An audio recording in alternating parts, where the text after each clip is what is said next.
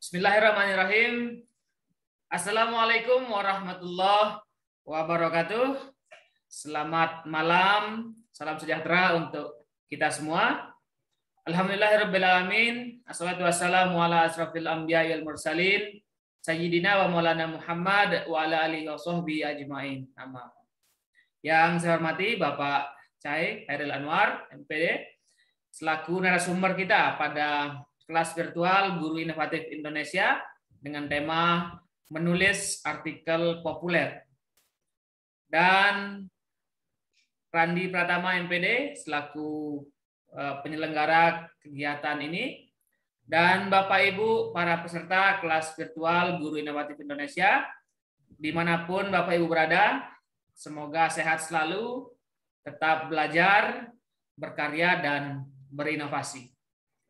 Alhamdulillah pada malam hari ini kita sudah bertemu pada 3 rangkaian acara, dan malam ini adalah hari yang ketiga atau pertemuan kita yang ketiga dalam rangkaian acara pertemuan via Zoom meeting membahas terkait dengan materi yang disampaikan oleh Bapak narasumber terkait dengan artikel populer. Pada hari pertama, Bapak Ibu, kita sudah berdiskusi, sharing, dan diskusi di Zoom meeting dan di WA Group terkait dengan bagaimana model ataupun sistematika artikel populer yang mungkin Bapak Ibu sering membaca di koran, di kolom opini tentunya, kemudian di berita, kemudian ada di website-website pendidikan ataupun website yang memang sering kita jumpai di zaman digital sekarang. Kemudian di hari kedua kemarin kita sudah diberikan teknik-teknik bagaimana Bapak Ibu menyusun ide, kemudian bagaimana Bapak Ibu membuat sebuah fokus ide pokok, kemudian bagaimana Bapak Ibu memecah ataupun membuat sub judul yang Bapak Ibu akan bahas di artikel populernya. Kemudian ada juga kami berikan fasilitas Bapak Ibu, silahkan Bapak Ibu mulai menulis dan Bapak Ibu bisa upload di link yang kami sudah sediakan. Dengan harapan pada akhirnya nanti artikel Bapak Ibu yang sudah Bapak Ibu upload itu kita akan publikasi di media massa, baik itu digital ataupun cetak. Dan kita akan coba untuk merangkainya nanti menjadi satu karya dengan buku ber-ISBN. Itu harapan kami. Nah, oleh karena itu silahkan Bapak Ibu dimaksimalkan dan dimanfaatkan momen ini sehingga pada akhirnya nanti kita semua memiliki karya yang memang sudah terpublikasi dan terbukukan secara nyata. Pada malam hari ini kita buka acara kita dengan sama-sama melafazkan al-basmalah. Bismillahirrahmanirrahim. Semoga apa yang Bapak Ibu ikhtiarkan dan kita tujuan pada malam hari ini tercapai dan berkah tentunya bagi Bapak Ibu semua. Amin. Baik, untuk malam hari ini kita sudah bergabung dengan Bapak narasumber, Pak Cai Hairil Anwar, yang akan senantiasa mendampingi kita. Ini beliau sedikit bercerita, wah semangat sekali Bapak Ibu untuk mengikuti, kemudian diskusinya dari WA, kemudian WA Group sampai dengan Japri, beliau sangat full. Itu menandakan bahwa Bapak Ibu semangat dan antusias dalam berkarya tentunya. Oleh karena itu, mari kita sama-sama untuk coba untuk belajar pelan-pelan, karena tidak semudah untuk membalikkan telapak tangan bahasanya. Oleh karena itu kita belajar pelan-pelan tentunya. Kemudian kita tetap berkarya dan kita coba untuk berinovasi dalam profesi kita. Untuk kesempatan pertama saya persilahkan Bapak Cai untuk menyampaikan materi pada malam hari ini, atau mungkin nanti kita akan coba untuk membedah artikel yang pernah ditulis oleh Pak Cai secara rinci terkait dengan contohnya, dan Bapak Ibu bisa menyimaknya. Silakan untuk 40 menit atau 50 menit pertama, saya persilakan kepada Bapak Cai untuk menyampaikan materinya. Pada beliau saya persilakan. Baik, Assalamualaikum warahmatullahi wabarakatuh. Selamat malam Bapak Ibu semua. Bapak Ibu, saudara-saudara, rekan-rekan pada acara pelatihan pada malam ini yang saya ciptai. Mari kita bersyukur pada Allah Tuhan yang Maha Kuasa yang telah mempertemukan kita kembali pada sesi yang ketiga di malam hari ini. Langsung saja di atas kebahagiaan, atas semua dedikasi dan upaya Bapak Ibu semua, tanpa mengenal waktu dan melihat jam, kita masih bisa berkolaborasi di media sosial, chatting grup maupun WA pribadi. Saya bersyukur itulah antusiasme dari Bapak Ibu semua. Itu menandakan bahwa Bapak Ibu mantap. Bu Roslina, Bu Eli Rahmawati, Bu Sri Wahyuni, Bu Emma, Pak Kahar, Haja Badela, dan Bapak Ibu semua yang tidak bisa saya sebutkan satu persatu. Bapak Ibu semua sehat selalu ya.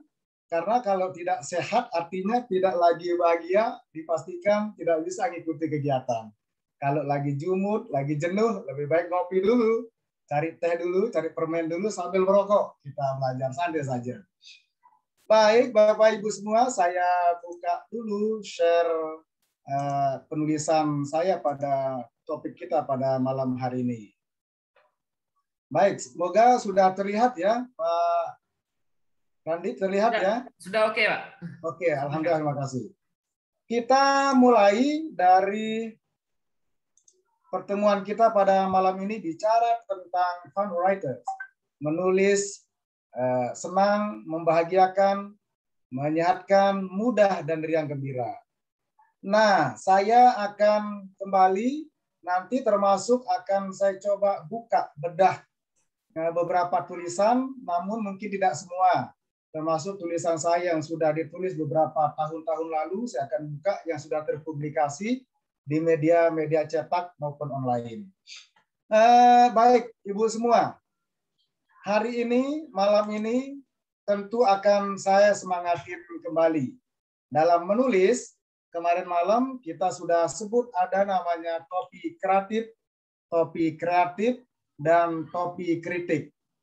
Nah, kedua-duanya bisa dimanfaatkan saat kita mulai mengarang atau sudah menulis tulisan. Nah, dalam hal ini tentu kita ingin bicara kembali sejauh mana topik kreatif dan topik kritik kita manfaatkan saat sudah kepenulisan sudah berjalan mendapatkan 5-6 halaman tulisan. Namun sebelum itu yang perlu kita perhatikan kapan kita memanfaatkan topik kreatif dan kapan topik kritik. Mudah-mudahan Bapak Ibu ingat kapan memulainya, kapan sesungguhnya topik itu dapat kita gunakan. Bapak Ibu yang saya hormati, dalam menulis itu ada namanya strategi target. Target itu kepanjangan atau singkatan. T itu time, yang berbicara tentang bahwa dalam menulis itu harus ada batasan waktu. Bagaimana kalau kita yang pemula, bisakah kita buat batasan waktu 1 jam menulis, lalu selesai tulisan? Bisa, asal ada kemauan. Tapi penulis-penulis yang sudah profesional, mereka menulis dengan batasan waktu maksimal 50-60 menit. Artinya 1 jam dia menulis, 10 menit untuk istirahat. Artinya dia menguraikan terus-menerus. Selama 1 jam dia tulis saja. Seperti yang Bapak saya sampaikan malam lalu, kapan ejaannya? Jangan pikir ejaan. Namun pada malam ini kita harus berpikir ejaan. Bagaimana menulis sesuai dengan kaidah-kaidah. Tapi kalau bagi pemula, jangan dulu kita bicarakan kaidah-kaidah penulisan, strukturnya, dan lain sebagainya. Yang penting menulis. Itu. Yang kedua, Bapak Ibu juga harus perhatikan apa yang kedua. Yang kedua itu adalah audiens. Nah, saat kita mau menulis, kita harus berpikir Untuk siapa tulisan ini saya buat? Oke, apakah ini untuk orang tua? Apakah ini untuk lembaga pemerintah? Apakah ini untuk pejabat publik? Apakah untuk siswa-siswa atau kaula muda? Itu harus Bapak Ibu pikir dulu. Saya nulis topik ini untuk siapa? Tetapi bukan ditulis. Tujuan penulisan ini ditujukan kepada 1. Kaula muda, 2. Remaja putri, 3. Remaja putra. Bukan demikian. Tapi itu dibuat di dalam pikiran. Saya nulis ini untuk siapa? Untuk siapa gitu loh. Nah, gitu. Jadi tulislah kalau memang sudah ada target audiens siapa yang dituju. Itu yang kedua. Yang ketiga, reason atau alasan. Manfaat apa kira-kira kalau saya tulis tulisan ini yang akan diperoleh oleh pembaca. Sehingga tidak sekedar menulis. Nah, tapi dalam mengarang, setelah menulis mengarang panjang, baru Bapak Ibu menggunakan topik kreatif dan topik kritik. Ini sepertinya belum ada manfaat. Apa sih core dari tulisan ini? Ini harus ada Bapak Ibu semua. Di mana? Di setiap paragraf, bukan di awal, bukan di tengah, bukan di akhir. Yang berikutnya goal, target G, tujuan yang dicapai dan tulis dari tulisan tersebut. Apa sih tujuan tulisan ini? Apakah untuk mempengaruhi kebijakan? Apakah untuk mengkritisi kebijakan? Apakah bertujuan untuk meningkatkan pemahaman guru tentang kualitas pengajaran? Apakah dalam rangka meningkatkan kapasitas dan dedikasi lembaga pendidikan? Itu harus jelas, Bapak Ibu semua, terangkum dalam struktur tulisan tersebut. Nah, ini Bapak Ibu. Yang berikutnya adalah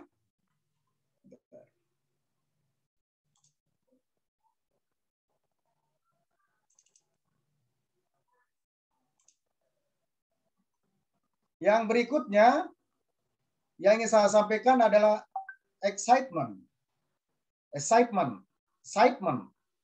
yaitu semangat. Seberapa semangatkah Bapak Ibu menyelesaikan tulisan ini? Tanyakan pada diri sendiri. Saya harus punya semangat. Saya harus menyelesaikan. Jangan uring-uringan, sekedar-sekedar, ya nggak selesai, Bu. Harus fokus, excitement, semangat. Tanyakan pada diri, saya harus kuat menulis ini. 1 jam penuh saya duduk aja, tulis saja. Ini yang saya sampaikan pada pertemuan-pertemuan berikutnya. Apa yang membuat saya semangat? Apakah keterbaruan tulisan saya? Apakah keunikan tulisan saya? Apakah ada teori-teori atau tulisan yang mampu mengubah wacana, paradigma berpikir para pembaca? Yang harus ada dalam isinya, Bu. Sehingga terasa manfaatnya ketika ditulis maupun dibaca. Sehingga tidak sekedar menulis. Namun ada core atau inti dari tulisan tersebut. Untuk itu, Bapak Ibu semua, dari TARG itu ada harus mampu kita buat. Yang terakhir, cun atau nada. Perjelas perasaan yang ingin ditimbulkan dari pembaca saat membaca tulisan tersebut. Artinya dalam tulisan tersebut harus mampu menciptakan perasaan peduli, perasaan peka, perasaan menimbulkan kritik, perasaan larut dalam tulisan. Tergantung dari karakteristik tulisan Bapak Ibu semua. Apakah larut dalam tulisan, apakah emosi untuk misalnya ada problem tentang pembelajaran masa pandemi yang tidak terselesaikan di lembaga-lembaga madrasah misalnya, lembaga-lembaga swasta, buat mereka hanyut dari pengalaman-pengalaman yang sama dirasakan. Karena hampir kalau bicara tentang problem-problem pembelajaran saat pandemi, khususnya sekolah-sekolah swasta, hampir sama dirasakan. Atau pada umumnya guru-guru dan dosen misalnya. Ini kan pandemi, tiba-tiba. Lalu mungkinkah semua guru dapat belajar dengan baik saat pandemi. Tantangannya banyak, gaptek, dan lain sebagainya. Itu harus mampu menunjukkan perasaan yang ditimbulkan oleh pembaca. Nah, ini Bapak Ibu semua. Baik, ini yang slide yang berikutnya, yang ini. Sekarang kita lanjut bagaimana caranya. Draft kan sudah sudah dibuat beberapa karakteristik atau tahapan-tahapan yang sudah dilalui oleh Bapak Ibu semua. Tadi malam sudah kita kasih teori maupun konsepnya. Mulai dari bagaimana caranya membuat judul. Atau yang pertama memusatkan perhatian. Sudah. Oke. Setelah yang kedua, setelah pusat perhatian, yang kedua adalah mengatur. Nah, bagaimana cara mengatur tulisan sehingga dapat dibaca baik dengan peta pikiran maupun kerangka. Yang sekarang adalah karang, mengarang. Dalam mengarang ini tentu ada draft. Ada draft. Dalam tulisan itu sebelum menulis ada draft. Kalau kita menggunakan teori PAKH. Jadi yang pertama, bahasa yang kita tulis itu terkesan alami. Jadi menulis ini bedanya artikel opini. Itu ditulis seperti orang berpikir dan seperti berbicara. Gitu Bapak Ibu. Jadi tidak tersusun sistematis seperti menulis artikel jurnal atau laporan-laporan kinerja atau laporan-laporan tugas. Jadi menulis seperti orang berpikir dan berbicara. Nah, kemampuan Ibu berbicara, Bapak berbicara, itu coba diaktualisasikan dalam bentuk tulisan. Bu Suparni misalnya ketika bicara di depan kelas, itu coba tulis apa yang Bapak Ibu bicarakan. Nah, yang kedua, dalam draft tersebut, dalam tulisan tersebut, harus ada suara aktif. Suara aktif itu siapa? Buat tokoh dalam tulisan yang bertindak mewujudkan sesuatu. Nanti akan saya jelaskan siapa sih yang disebut tokoh. Suara aktif tokoh itu seperti apa. Suara pasif, suara aktif. Ini lawannya, suara aktif dan suara pasif. Aktif dan pasif. Bagaimana caranya kalau tokoh kita buatkan dalam tutur bahasa pasif? Menarik enggak? Tidak, nanti kita kasih lihat.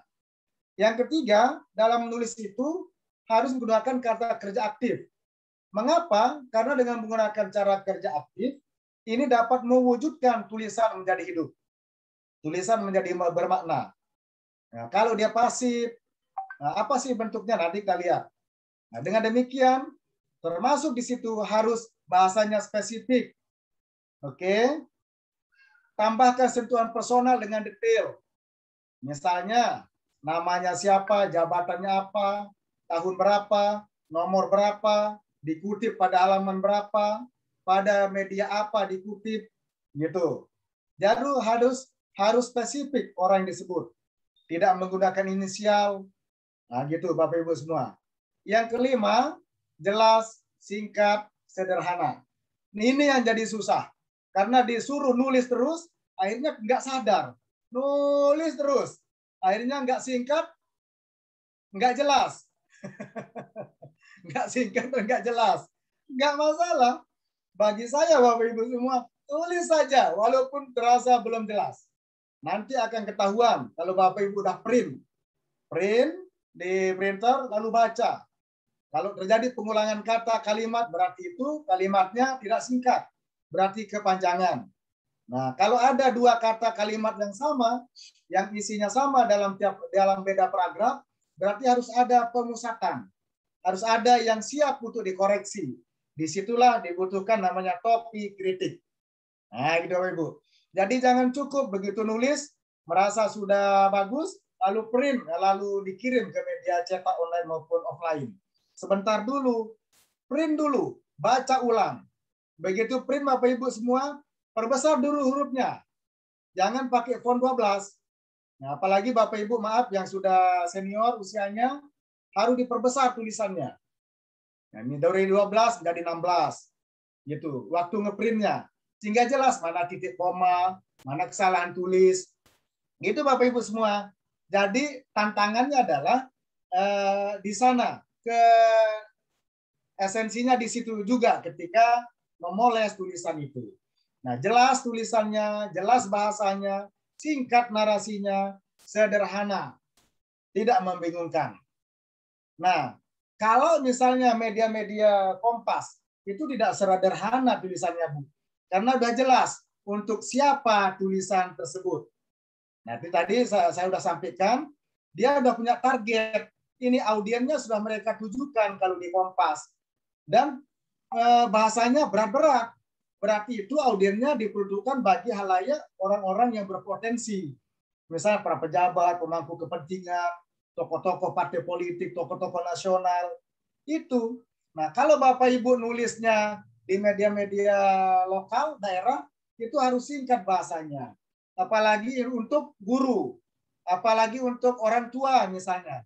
Jangan harus banyak kalimat-kalimat, kata-kata yang menyebabkan orang lain jadi bingung. Begitu baca harus cari kamus dulu, apa sih artinya ini. Nah, begitu ada kalimat yang bahasa ilmiah, lalu menyebabkan orang jadi bingung. Ini apa sih maksud? Cari kamus dulu, cari transliterasi dulu. Kan nggak demikian, Bu ya. Bu Eli, Bu Supar, Pak Markuat. Jadi upayakan tergantung media yang dipakai. Kalau pakai job post, berarti itu bahasanya tingkat tinggi, tidak sederhana. Singkat, jelas, dan tidak sederhana. Itu bahasanya pasti kuat. Perlu pemahaman-pemahaman kata dan kalimat, termasuk pemahaman tentang kondisi sosiologis masyarakat. Lanjut, apa sih bahasa alami tadi? Saya akan lanjutkan contohnya. Ini bahasa alami dan bahasa yang tidak alami. Nah ini, yang bawah ini saya rubah menjadi bahasa alami. Yang atas ini bahasa belum alami, menurut saya Bapak Ibu semua. Salah satu contoh bunyi dalam paragraf atau asumsi yang ditulis oleh penulis begini. Ini kan anggaplah ini tulisan, Bu. Tulisan orang. Anggaplah tulisannya Bu Sumarti atau Ibu Umi misalnya. Bunyinya begini.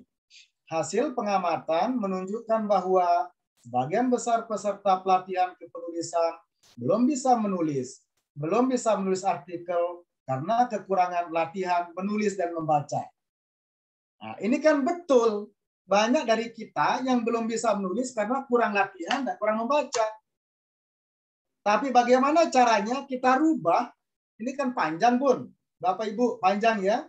Panjang ini. Yang pertama ini. Ini panjang. Bentar. Nah, ini panjang. Bentar dulu. Oke.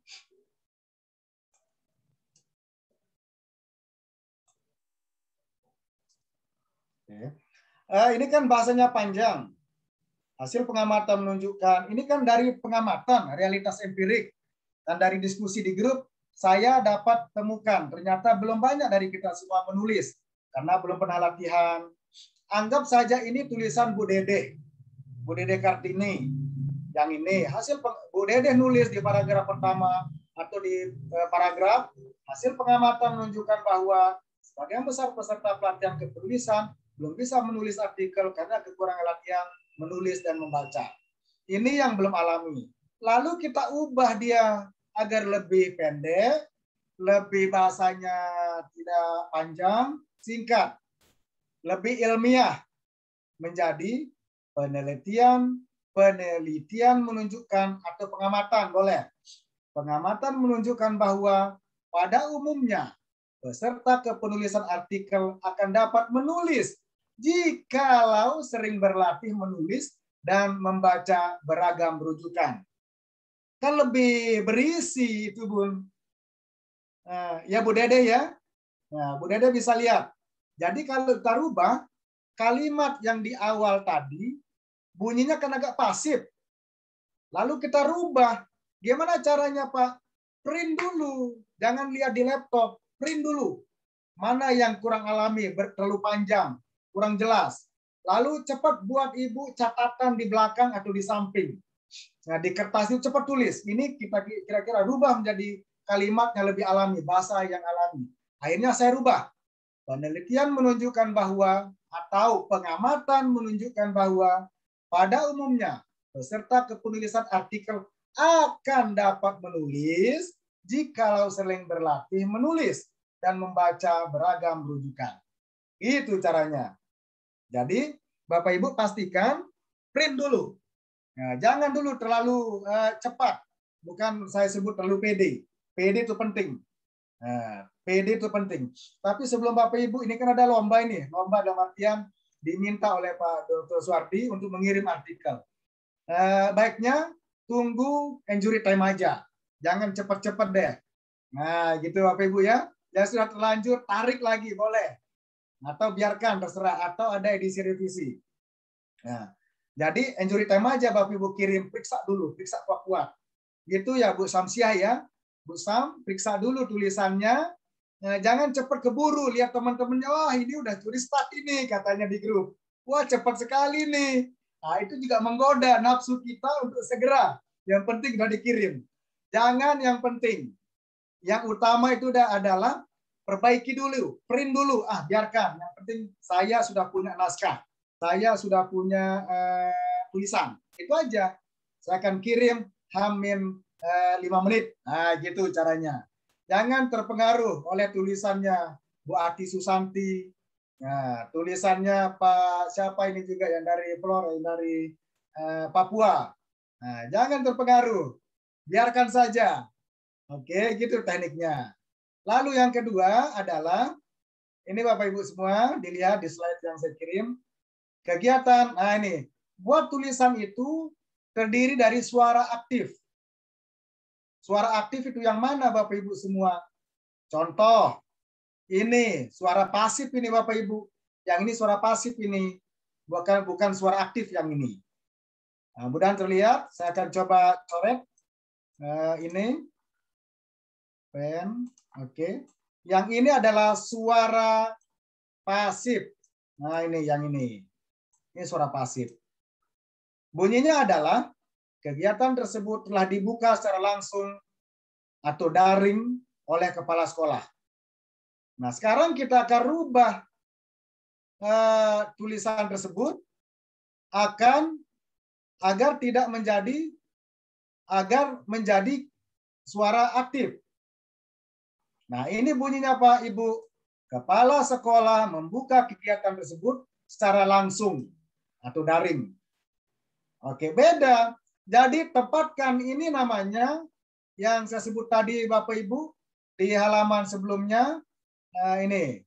Mana dia? Saya harus bukakan kembali.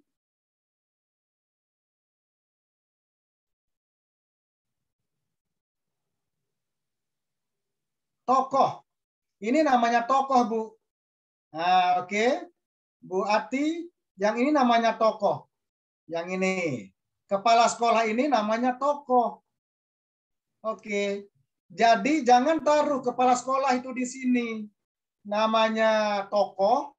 Jadi bukan semata tokoh, nama orang atau siapa saja.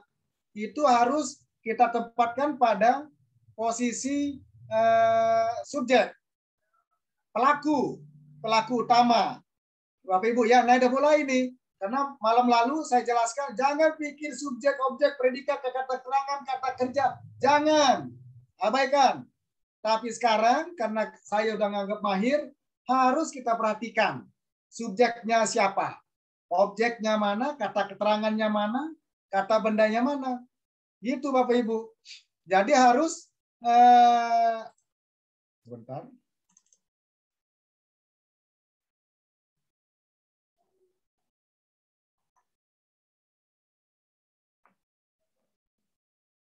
Nah ini. Jadi harus dilihat sebagai sebuah gagasan bahwa tokoh yang dimaksud ini adalah orang yang memiliki, orang yang melakukan suatu kegiatan. Oke. Nah, catatan, tentukan aktor atau tokoh. Beri posisi aktor di depan sebagai subjek dalam melakukan tindakan. Mengapa suara aktif ini diperlukan? Untuk memperpendek kalimat. Oke, Bapak Ibu semua, untuk memperpendek kalimat dengan urutan subjek. Kata kerja, membuka kegiatan kan? Oke. Kepala sekolah subjeknya, maaf Bapak Ibu guru yang bahasa Indonesia, kalau saya salah saya ditegur. Karena saya bukan latar belakang bahasa Indonesia. Nah, lalu terserah kalau udah jelas siapa subjek, objek, predikat, kata kerjanya. Ini harus diperhatikan dalam menulis. Nah, jadi dalam kondisi inilah kita menghilangkan kata kerja lemah. Ini kan agak lemah Bapak Ibu semua. Lemah ini. Maka harus diganti menjadi suara aktif. Nah, gitu Bapak Ibu semua. Baik.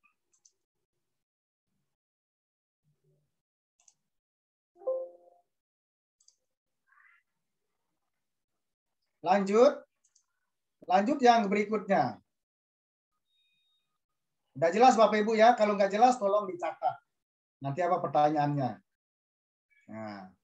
Sekarang yang ketiga yang harus dilakukan saat menulis adalah kata atau kalimatnya bertenaga. Nah, apa itu kalimat atau kata yang bertenaga? Contohnya ini. Ini contohnya yang tidak bertenaga. Ini. Contohnya. Kata yang bertenaga itu terdiri dari kata kerja. Mengapa kata kerja di awal kalimat, di awal kata itu bisa menjadi pusat kata dan bisa menjadi pusat kekuatan. Itu Bapak Ibu semua. Contoh ini kata yang tidak bertenaga. Saya mau menulis minimal 1 artikel tiap bulan. Ini kan lemah Bu, saya mau menulis. Atau saya akan menulis minimal 1 artikel tiap bulan. Ini lemah Bu. Maka harus diganti menjadi saya menargetkan tulisan minimal 1 artikel tiap bulan. Maka Ibu akan digerakkan karena ada kata yang bertenaga. Ada kalimat yang bertenaga pada kalimat tersebut. Nah, gimana caranya? Tinggal Ibu lihat tulisannya tiap paragraf, antar titik satu dengan titik lain. Ini bertenaga tidak?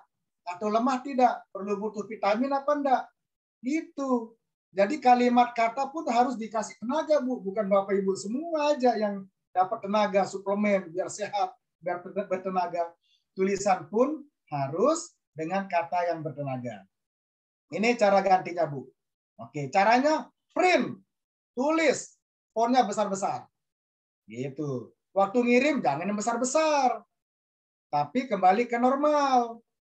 Oke, 12 fontnya. Jangan dikirim yang fontnya 20. Wah, ini apa ini? Langsung ditolak oleh timnya ini. Nah, gitu ya. Gitu ya, Bu Samsia. Jadi itu yang harus dilakukan. Lanjut. Sekarang ini, biar cepat di malam terakhir. Nah, mana contoh kata bertenaga? Target saya menulis 1 artikel tiap bulan. Ini bertenaga. Daripada menulis ini, saya akan menulis 1 artikel tiap bulan. Saya akan. Atau saya akan berusaha. Itu lemah juga. Target. Saya menulis. Tulis target itu katanya apa? Lemah apa kuat? Kuat. Terus yang kedua. Ini misalnya kalau Bapak Ibu menulis di artikel. Ini contohnya. Ini yang tidak bertenaga. Saya kembali dari yang tidak bertenaga dulu. Nah, yang tidak bertenaga ini. Dia bertanya, masalah tersebut sangat penting, namun tidak terlihat media yang memberitakannya. Padahal pemerintah sedang melakukan gugatan. Ini terlalu panjang. Terlalu bertele-tele. Oke. Terlalu ngabisin paragraf.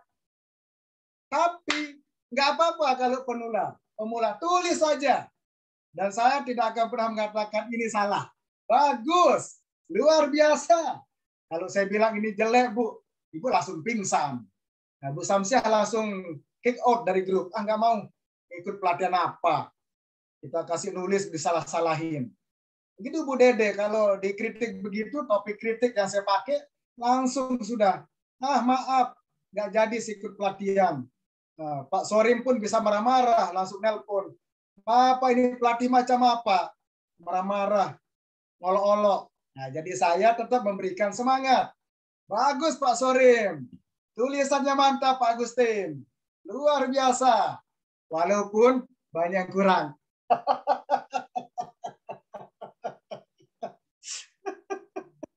Gitu. Kan kita ini guru, Bapak Ibu. Kami ini pendidik juga. Kalau langsung to the point mengkritik anak, bisa pingsan anak orang. Bisa nggak mau masuk sekolah. Begitu juga Pak Agustin Gereda. Begitu saya bilang tulisan dulu panjang, ini nggak menarik. Bapak langsung nggak mau sudah. Langsung maki-maki nanti. Maaf, dalam artian canda, maaf, bukan maki-maki. Bapak ya. Langsung Bapak tersinggung. Ini pelatih macam apa? Trainer macam apa? Nggak cocok. Dah, nggak mau ikut lagi. Nah, saya hadir untuk menyemangatin Pak Agus. Nah, menyemangatin lagi Bu Eka Sari, Bu Sylvia Lilin. Nah, Bu Sylvia Lilin juga saya baca tulisannya. Nah, nanti akan saya jadikan contoh juga. Apakah tulisannya terlalu panjang, kurang fokus, kurang jelas, nanti kita contohin. Tapi waktu kita kasih contoh, Ibu menggunakan topik kreatif. Jangan ngambek, tapi kalau ini Bu kok begini, ini jangan ngambek, nggak senyum-senyum. Nah, gitu. Oke, kita lanjut. Nah, kalau kita ubah ini menjadi kalimat yang aktif, nah ini bunyinya tulis dia di paragraf, pemerintah daerah menggugat kebijakan tersebut, namun luput dari pemberitaan media. Atau Ibu bisa ubah jadi apa? Kan nulis itu kan masing-masing orang beda pandangan, seperti di awal pertama, Bu, gambar apa ini? Itu kan, tebak gambar. Kan macam-macam. Ada yang bilang wanita ditunggang kuda, ada kuda ditunggang wanita, ada wanita ditunggang oleh anaconda, kan macam-macam jawaban Ibu, Bapak semua. Nah, begitu juga dengan ini. Nah, kita melihat ada objek, pemerintah sedang menggugat, tidak ada media yang meliput, tidak ada satupun, maka harus kita rubah ini menjadi tulisan singkat. Pemerintah daerah menggugat kebijakan tersebut, namun luput dari pemberitaan media. Itu lebih kena daripada yang ini, Bu. Masalah tersebut sangat penting, namun tidak terlihat media yang memberitakannya. Padahal pemerintah sedang melakukan gugatan. Nah, ini panjang. Itu Bapak Ibu semua. Panjang ini. Nah, itu tekniknya. Lanjut. Bahasanya spesifik. Nah, lihat Bapak Ibu semua. Nah, ini saya kutip dari potongan tulisan Bu Silvi Laili. Halo Bu Silvi Laili. Mana Bu Silvi Laili sini? Bu Silvi Laili. Ya, sudah ada di Zoom meeting. Bu Silvi, tangan Bu Silvi. Ya, bisa dilanjutkan, Pak. Terima kasih Bu Silvi. Ini saya tulis dari paragraf pertamanya Bu Silvi. Kata belajar sudah tidak ada. Kata belajar sudah tidak ada, tidak asing lagi, tidak asing bagi setiap orang. Dari kecil kita harus belajar, sampai tua pun tetap harus belajar. Mengapa? Nah, maaf Bu Silvia, jangan saya dimarahin. Pak Cah ini serem, dibuka-buka kartu kita. Nah, maaf Bu Silvia. Nah, bisa kita rubah menjadi bahasa yang spesifik. Menjadi kalimat atau kata yang memiliki makna yang lebih pendek, menjadi ini. Aktivitas belajar merupakan kewajiban semua usia. Karena istilah belajar tersebut telah diketahui semua orang. Nah, bisa dipendekin begini aja, Bu. Dipendekin aja. Gitu. Atau bisa juga diganti menjadi belajar sepanjang hayat merupakan kebutuhan. Karena belajar merupakan kewajiban bagi setiap orang. Diperpendek aja. Nah, tapi karena sedang kita memulai tulisan Ibu Silvi Laili ini bagus, mantap Bu. Yang nggak bagus itu yang nggak nulis. Kalau Ibu kan sudah nulis dan dapat 4 halaman malahan, itu bagus daripada yang nggak nulis. Dalam teori usul fiqh kalau kita yang di Kementerian Agama, ijtihad itu pahalanya 1.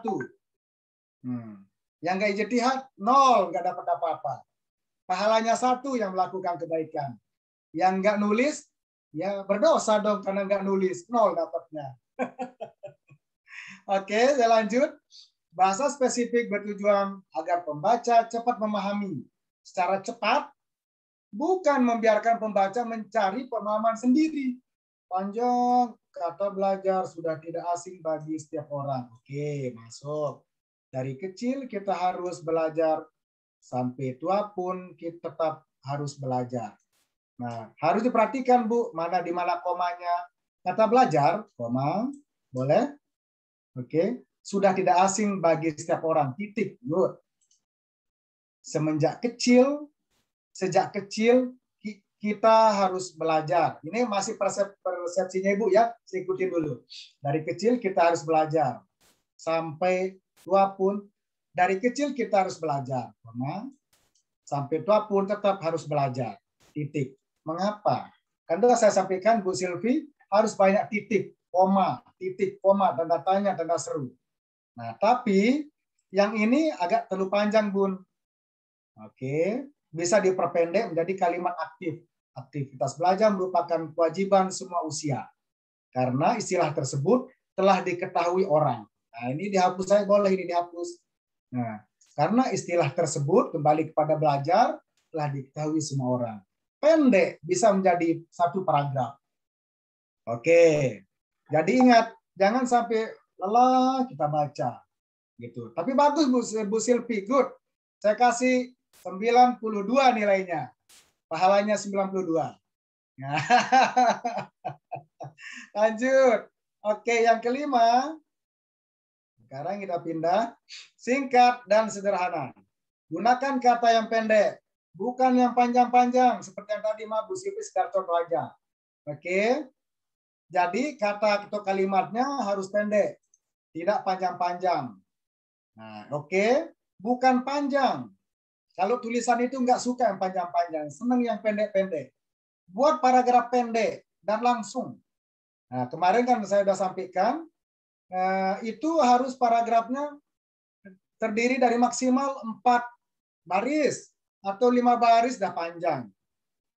Oke, kalau bisa 3 setiap paragraf 3 baris. Nah, berisikan isi kalimat utuh, kalimat yang jelas. Jangan panjang, titik komanya jarang. Nah, itu membuat orang bingung. Apa maksud tulisannya ini? Bu Roslina ini apa kira-kira tulisannya Bu Laili tadi misalnya. Jadi harus pendek saja. Langsung, lebih baik sekitar 4 sampai 8. Nah, 8 udah panjang tuh saya. Boleh juga, tapi kalau pemula 8. Ambil 5 aja. Kalau pemula ambil 8, boleh. Terus menulis dengan menyambung, dengan menempatkan frase keterangan di awal. Nah, gimana tekniknya? Coba kita lihat. Di masa pandemi ini, sekolah berhadapan dengan tantangan baru, yaitu model pembelajaran daring. Saat demikian, mungkinkah sekolah beradaptasi dengan situasi yang demikian? Nah, ini bisa menjadi kita taruh di awal kalimat. Buat kalimat pertanyaan pemantik. Sehingga orang juga merasakan, oh iya, saya sebagai guru pun belum tentu bisa beradaptasi dengan corona ini.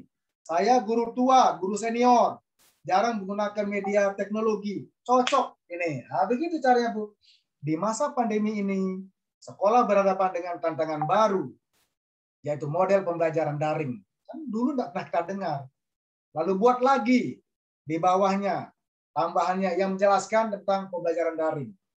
Pembelajaran daring mengutip pendapat Chairil Anwar dalam tulisannya bla bla bla tahun ini halaman ini. Daring adalah bla bla bla. Itu caranya, Bu. Ingat, ketika membuat menulis itu perlu menggunakan kata atau kalimat ini. Perlu diketahui di masa pandemi ini penting dicatat. Ini untuk mengawali kalimat. Karena sering kita bingung, apa kalau kata kalimat pertamanya ini? Bingung. Nah, seringkali kan begitu. Pak Agustin juga sering bingung. Termasuk Bu Dedeh juga mungkin bingung. Apa kata kalimat pertama? Yuk, saya kasih tipsnya. Pakai ini, perlu diketahui. Penting dicatat. Di masa kini, di masa pandemi ini, menurut literatur klasik, menurut teori pembelajaran Ki Hajar Dewantara, ini pakai ini aja mengawali kata kalimat di awal. Bu Norma bisa pakai ini ya, Bu Norma ya. Nah, gitu. Jadi pakai ini aja kalau bingung-bingung. Catat yang ini, Bun. Perlu diketahui. Penting dicatat. Di masa pandemi ini, di masa kini menurut teori pembelajaran Thorndike misalnya disebutkan bahwa, nah gitu caranya. Nah, dengan demikian nggak akan bingung. Kalau udah ketemu starter awalnya, pasti giginya jalan. Bye-bye, langsung nulis pengalir. Tapi ingat, teori pakai nada topik kreatif. Gitu. Oke, kita akan mempercepat karena ada beberapa contoh yang akan kita buka. Nah, ini contohnya. Ini contohnya yang tadi. Era pandemi telah berubah kebiasaan masyarakat dan juga sistem pendidikan karena adanya ketidaksesuaian kondisi yang menyebabkan ketidakserasian dalam kehidupan masyarakat dalam hidup sehari-hari. Ini saya kutip juga dari tulisan Bu Sulasmi. Halo Bu Sulasmi mana? Angkat tangan Bu Sulasmi. Mana Bu Sulasmi? Saya belum lihat Bu Sulasmi. Cari dulu. Bu Sulasmi. Oke, saya belum lihat Bu Sulasmi posisinya di mana. Nah, ini tulisannya Bu Sulasmi yang atas. Halo Bu Elvila, boleh bisa dilihat ya Bu Elvila? Era pandemi ini tulisan peserta ini. Ini bunyinya. Ini Bu, ini dia.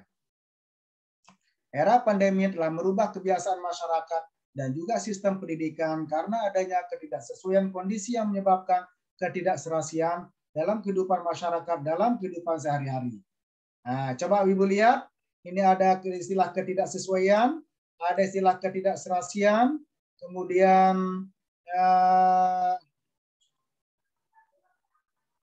kehidupan masyarakat, ada kehidupan merubah kebiasaan masyarakat, ada juga kehidupan sehari-hari. Nah, ini banyak Ibu ya, Bu Sulasmi. Ini banyak yang panjang, banyak yang berlebihan, jadi pemborosan. Nah, ini bisa kita rubah menjadi ini. Oke, kita rubah menjadi ini. Ini Bu yang paling bawah. Kita rubah menjadi ini. Era pandemik ini telah merubah tatanan dan kebiasaan baru masyarakat sehari-hari. Nah, selesai kan? Yang terdiri dari, bisa lihat Bu Elpilia. Ini kan panjang Bu ya, panjang sekali ini. Oke, maaf Bu Guru Sulasmi. Ini dicontoh aja.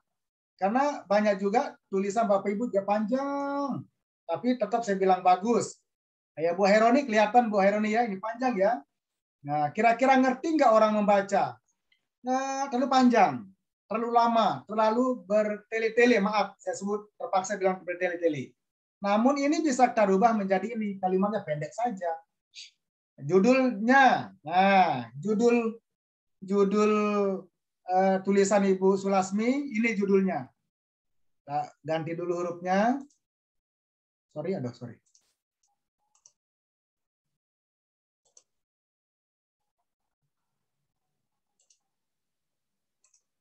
Judul tulisannya adalah Guru Berdedikasi dan Kreatif, Sukseskan Merdeka Belajar di Era Pandemi. Bagus judulnya, namun agak panjang, belum spesifik. Saya ganti menjadi ini Bu Sulasmi, tantangan mengajar guru di era pandemi. Ini jadinya. Nanti tantangan guru, tantangan orang tua, tantangan peserta didik bisa menjadi subjudul. 3 subjudul. Gitu Bu. Kalau ini terlalu panjang. Guru dedikasi dan kreatif. Sukseskan merdeka belajar di era pandemi. Menjadi tantangan mengajar guru di era pandemi. Gitu aja, selesai. Pendek. Judulnya harus pendek. Gitu Bun. Oke, sebelum saya diingetin sama Pak Dodok Suwardi, saya lebih cepat lagi. Bonus. Nah, kemarin disebutkan bagaimana ejaan. Cari buku ejaan. Ini cocok enggak gramatikalnya, tata bahasanya. Bisa juga menggunakan aplikasi. Tapi jangan terlalu larut dengan aplikasi Bapak Ibu semua. Gunakan kamus. Bahasanya apakah tulisannya benar apa tidak. Misalnya inovatif. Itu menggunakan P, F, atau V. Buka kamus. Jangan salah Bu.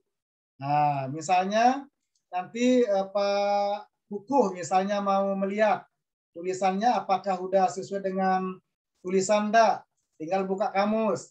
Nah, ejaannya cocok enggak. Ini bahkan para penulis pun mengandalkan sumber luar memeriksa ejaan dan aturan tata bahasa. Jangan lupa memakai referensi terbaru. Karena gaya pemakaian bahasa selalu berubah. Referensi terbaru ini penting Bapak Ibu semua. Kalau sekarang menulis pandemi, ini kan sudah mulai kita masa new normal. Berarti nulisnya tentang new normal. Di paragraf pertama tentang pandemi, bagaimana tantangan guru. Lalu nanti di subjudul berikutnya, tantangan guru di masa new normal. Karena anak-anak udah banyak masuk sekolah. Gimana apresiasi guru, kebahagiaan anak itu juga diungkapkan. Nah gitu Bapak Ibu semua, ini bonusnya. Sebelum saya akan kasih contohnya, saya percaya Bapak Ibu alhamdulillah sekarang bisa menulis. Namun sebelum saya tutup tulisan ini, saya akan buka dulu beberapa tulisan saya juga yang sudah dipublikasi. Kita cek dulu sebentar. Oke, saya buka sebentar dulu.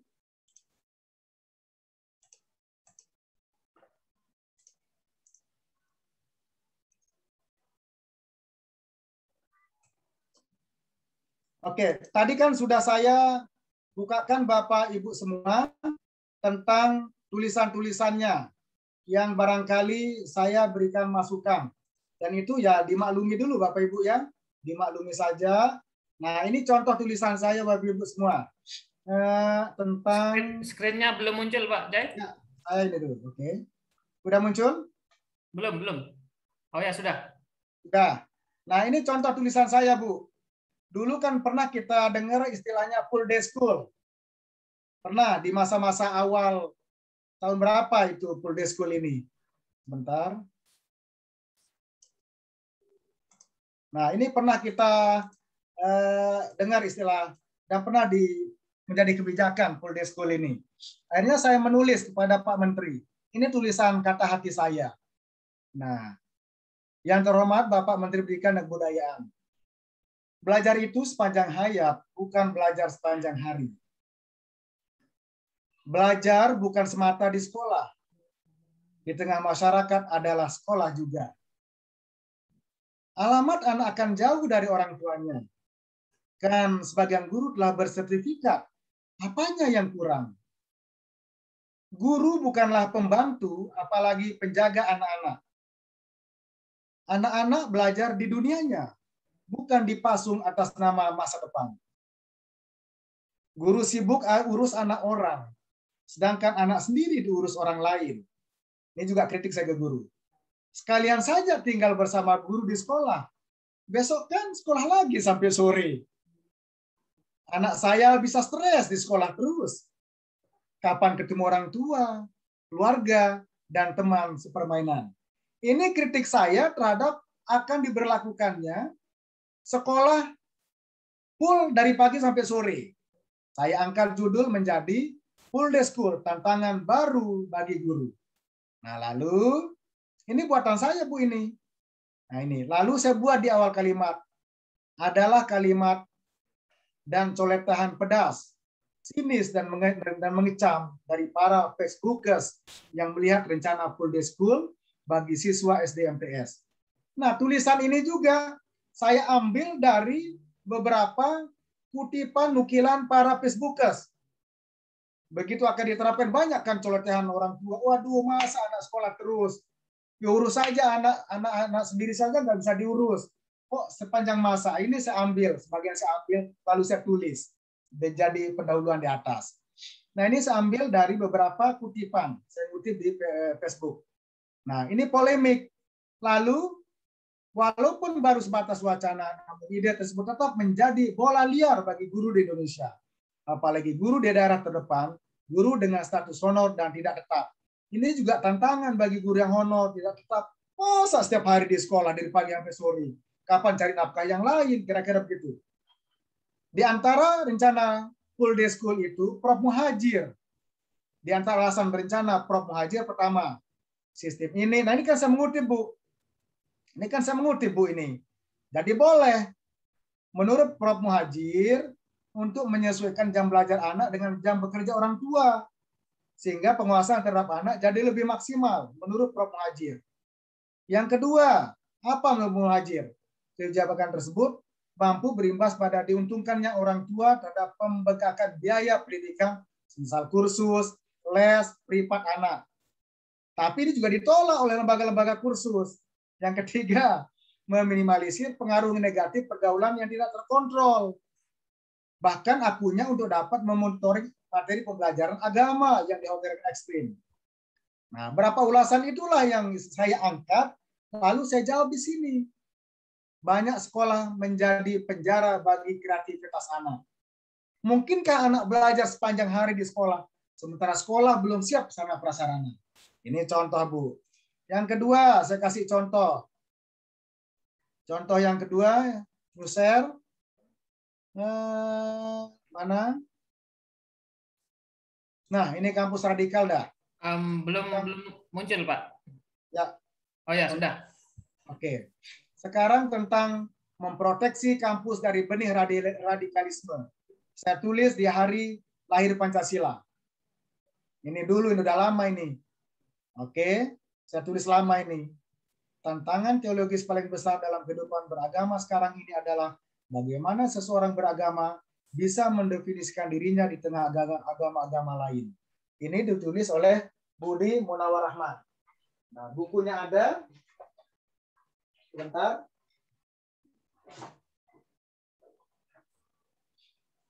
Sebentar, Bapak Ibu.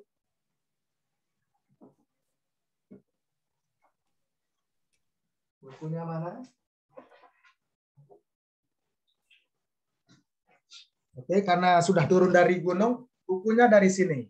Saya ngutip dari bukunya Budi Munawar Rahman. Ini, Bu. Nah, jadi yang di atas ini saya kutip dari tulisannya Budi Munawar Rahman.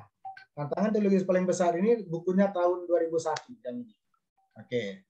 Oke, Bapak Ibu, itu teknik mengutip. Kutip aja. Lalu segera narasikan ke bawah. Kini, perguruan tinggi menjadi sorotan publik termasuk pemerintah, Kemenristek RI, dan Badan Penanggulangan Teroris. Disinyalir beberapa rektor kurang memahami stereotip dan gerakan organisasi mahasiswa menjurus pada radikalisme. Radikalisme dalam, nah ini Bu, tolong dilihat. Nah, radikalisme dalam website http://bkbbi web ID, radikalisme yaitu, nah ini kan ada Bu, ini kan teorinya ini. Tapi jangan tulis nanti di akhir tulisan. Cukup di model body note aja. Berarti kita mengutip dari sini. Orang udah lihat. Jika kita klik, nanti langsung kebuka. Nah, klik di sini, langsung ini kan kelihatan websitenya. Klik, control klik to follow link. Langsung kelihatan kalau kita mau lihat. Benar nggak Pak Cai ini ngutip dari link ini? Betul. Gitu caranya, Bu. Nah, ini caranya, Bu. Pendek saja, memproteksi kampus dari benih radikalisme. Nulisnya kapan? Cari momen yang tepat, Pak Ibu. Pada hari-hari kelahiran, hari lahir Pancasila, hari kemerdekaan, hari-hari penting. Nah, misalnya ibu-ibu menulis tentang pendidikan. Coba hari pendidikan nasional, hari guru nasional, hari lahir PGRI. Momen-momennya harus pas. Jangan pada hari Maulid, ibu nulis tentang pendidikan yang berkarakter, atau bisa juga pada saat Maulid ambil ibrohnya dari personifikasi Muhammad, bisa begitu. Personifikasi nabi-nabi, Nabi Isa dan lain sebagainya. Boleh ngambil dari Tuhan, dari perspektif Muslim. Mohon maaf yang non Muslim. Dari perspektif nabi-nabi lain boleh. Ini saya luruskan ke yang tadi itu. Baik Pak Cai, mungkin kita lanjut ke diskusi. Oke. Sebelum ke diskusi, saya Pak dulu. Sebentar sebelum ke diskusi, saya ingin sampaikan dulu Pak bahwa di slide saya yang terakhir sekaligus saya closing di closingnya ini. Terima kasih Pak Ardi udah ngingetin. Kalau saya nggak diingetin nanti kelewatan. Nah ini ada bonus tadi. Bonusnya itu yang saya sebut karang aja, tulis saja apa yang ada. Jangan dipikirkan. Oke, jangan dipikirkan note saya yang ini Bapak Ibu semua, tapi cobalah menguraikan kata-kata kalimat itu dalam bait, nada dan irama yang Bapak Ibu sukai. Saya yakin setelah menulis, setelah memahami materi ini, Bapak Ibu sekarang sudah bisa menulis. Buktinya sudah banyak yang sudah mengirim tulisan. Bu Suparni sudah mengirim tulisan, Bu Sumarni sudah mengirim tulisan, ibu-ibu lain dan bapak lain sudah mengirim tulisan. Terima kasih atas perhatiannya. Saya ucapkan semoga bermanfaat atas diskusi kita kali ini. Semoga bermanfaat juga buat kita bersama. Terima kasih Bapak Ibu guru semua. Assalamualaikum warahmatullahi wabarakatuh dan selamat malam. Waalaikumsalam warahmatullahi wabarakatuh. Terima kasih Pak Jai terkait dengan materi dan contoh-contoh yang Bapak berikan. Menarik Bapak Ibu, dan kita akan melanjutkan ke sesi diskusi. Bentar. Ya, silakan Bapak Ibu yang sudah menulis artikel. Yang penting Bapak Ibu jangan buru-buru seperti kata Pak Cai tadi. Jangan buru-buru, silahkan ditulis, kemudian dibaca berulang-ulang. Bapak Ibu bisa minta pendapat teman ataupun rekan untuk membacanya, apakah mudah dipahami ataupun bisa Bapak Ibu meminta untuk ahli bahasa, teman-teman rekan-rekan guru bahasa Indonesia bisa juga. Kemudian nanti pada akhirnya silahkan Bapak Ibu kirim di link yang sudah disediakan yang ada di grup. Kemudian kita akan coba untuk telaah, kemudian kita akan publikasi ataupun kita jadi satukan jadi buku ber-ISBN. Silakan, masih ada 30 menit lagi. Bapak Ibu bisa bertanya, raise hand, kemudian bisa menuliskan pertanyaan dari sekarang di kolom chatting. Kita mulai dari Ibu Francisca Andayani. Silakan Ibu Francisca. Kemudian diikuti Ibu Stupitri dan Ibu Sylvia. Ya, silakan Bu Francisca. Baik Pak, terima kasih atas kesempatannya. Mohon maaf tanpa bagi rasa hormat saya tidak open videonya Pak ya, karena memang ini bisa mengganggu ini. Baik Pak C, salam kenal. Saya Ibu Francisca dari Provinsi Kalimantan Utara. Baik Bapak, sangat menginspirasi sekali untuk bisa menulis apapun yang kita pikirkan itu. Baik, yang ingin saya tanyakan begini Pak. Ini harusnya saya tanyakan kemarin malam, tapi saya tidak dapat kesempatan. Yang pertama adalah seperti ini, Pak. Saya ini kebetulan kepala sekolah. Kemudian untuk pembelajaran tatap muka, jadi ini ada wacana untuk pembelajaran tatap muka di sekolah. Pada tanggal 21 September itu saya mengikuti pertemuan lintas sektoral dengan kecamatan, kemudian puskesmas dan seterusnya begitu, Pak ya. Nah, di mana untuk pembelajaran tatap muka itu dipersyaratkan antara lain adalah vaksinasi untuk siswa gitu ya Pak ya. Nah, di sekolah saya itu baru tervaksinasi peserta didik saya itu adalah 48,52%. Sejujurnya ini gemes juga rasanya saya. Jadi ini dari hati saya sebenarnya gemes. Kenapa sih anak-anak saya tidak vaksin itu Pak? Bukan anaknya tidak mau, tetapi kan orang tua yang tidak mau.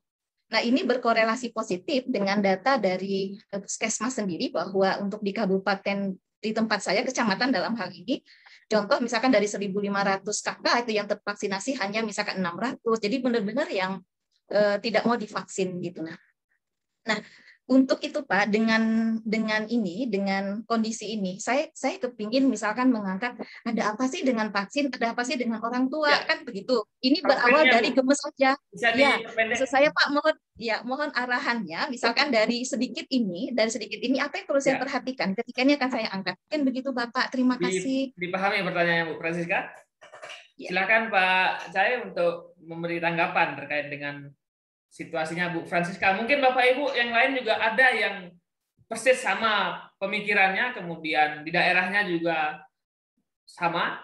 Silakan Pak Jai. Suara Pak Jai. Oke Bu Francisca, bagus sekali nih. Pertanyaannya inspiratif, bisa menjadi sebuah tulisan.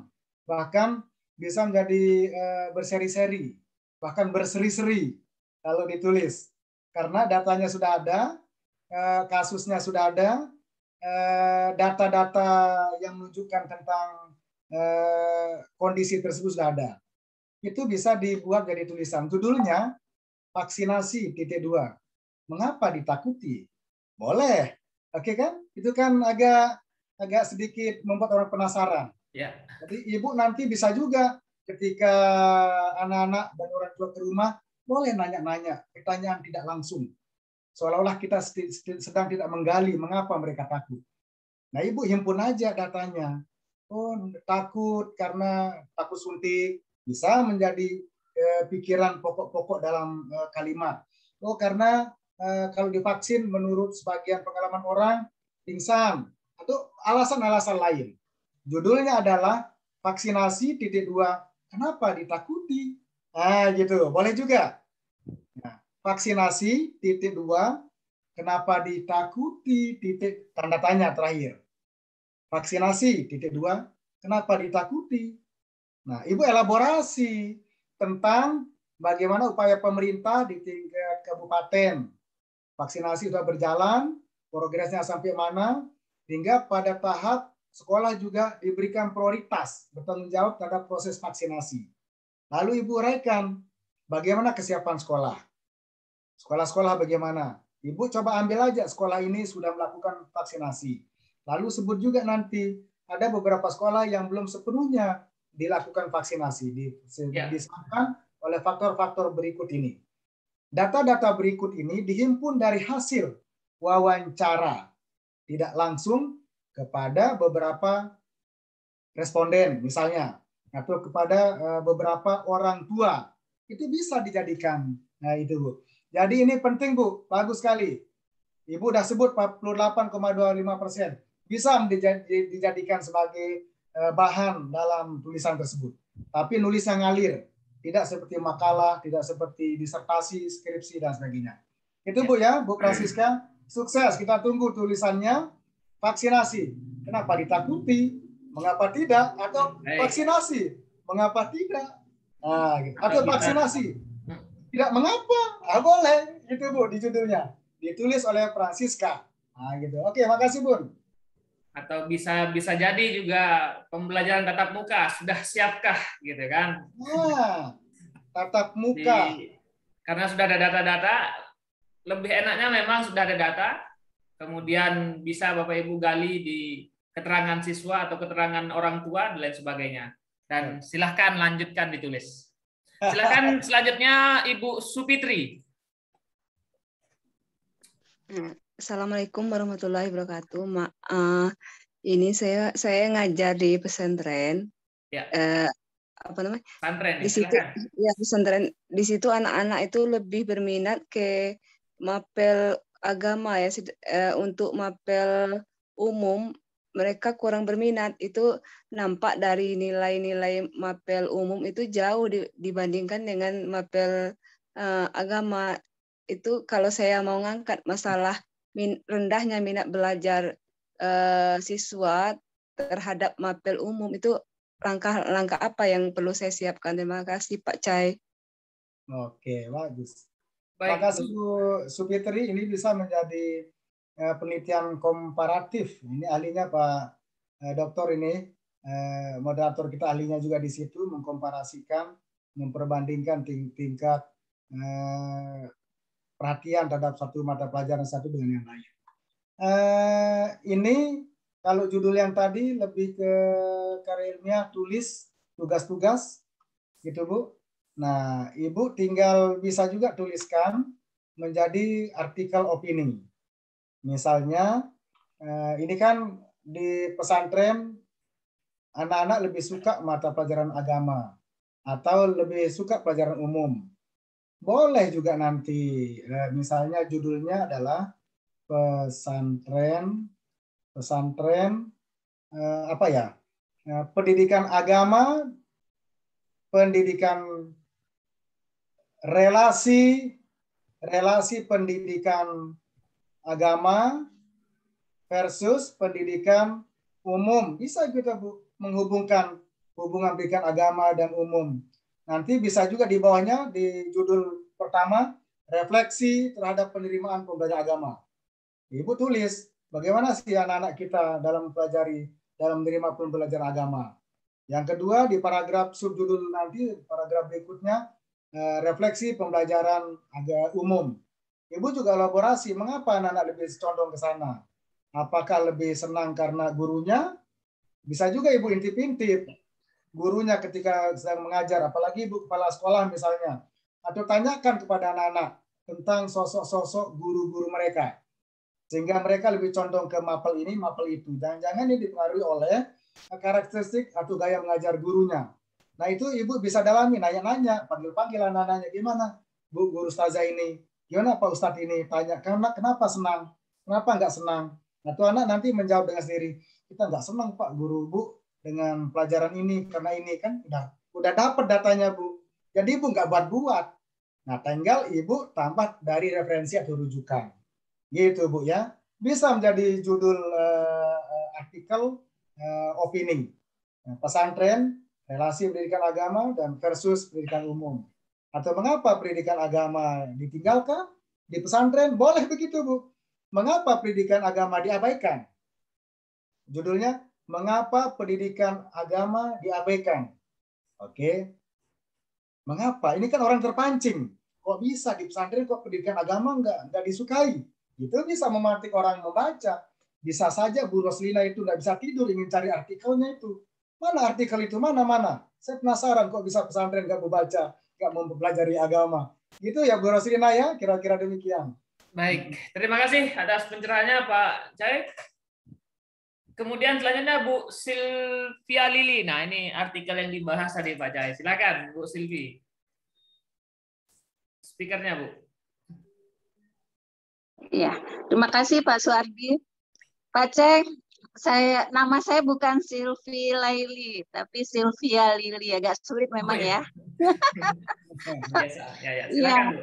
Terima kasih Pak atas koreksinya. Saya sangat senang sekali terus terang dengan koreksi artikel saya. Cuma saya ada sedikit tadi dari yang diperbaiki Pak Cai. Aktivitas belajar merupakan kewajiban semua usia karena istilah tersebut telah diketahui semua orang. Apakah kalau menurut saya kata-kata itu apa tidak terlalu kaku untuk sebuah artikel populer gitu. Memang tadinya itu terus terang artikel yang saya buat itu hanya sehari jadi. Alhamdulillah karena kemarin sudah dengar pencerahan dari Pak Cai, jadi saya langsung mencoba. Nah, kemudian untuk judul, kebetulan punya saya judulnya kan belajar online di era teknologi digital.